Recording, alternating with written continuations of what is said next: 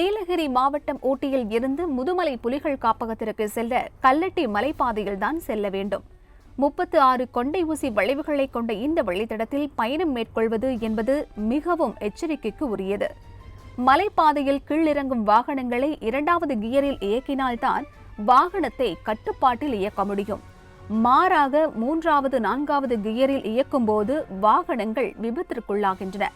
இப்படி வாகன விபத்துக்கள் நடைபெறும்போது விபத்தில் சிக்கியவர்களை காப்பாற்றுவது போல் நடித்து அவர்களின் உடைமைகளை சமீப காலமாக ஒரு கும்பல் களவாடி செல்வது அதிர்ச்சியை ஏற்படுத்தியுள்ளது.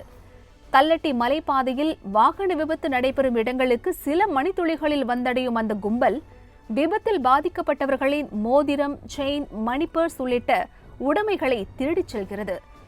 அதற்கும் மேலாக வாகனங்களின் என்ஜின், கியர் பாக்ஸ் உள்ளிட்ட உதிரி பாகங்களை களவாடி செல்வதாகவும் கூறப்படுகிறது.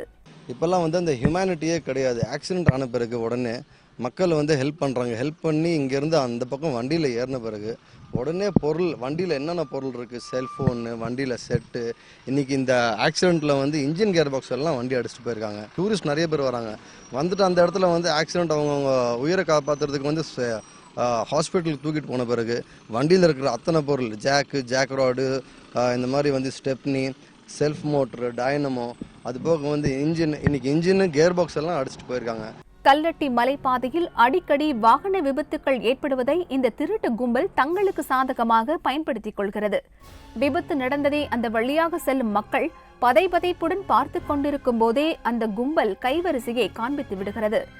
மலைப்பாதையில் நடக்கும் வாகன விபத்தின் போது தொடரும் இந்த மனிதாபிமானமற்ற கொள்ளைகளுக்கு காவல்துறையினர்தான் முற்றுப்புள்ளி வைக்க வேண்டும் என்கிறார்கள் சமூக ஆர்வலர்கள்.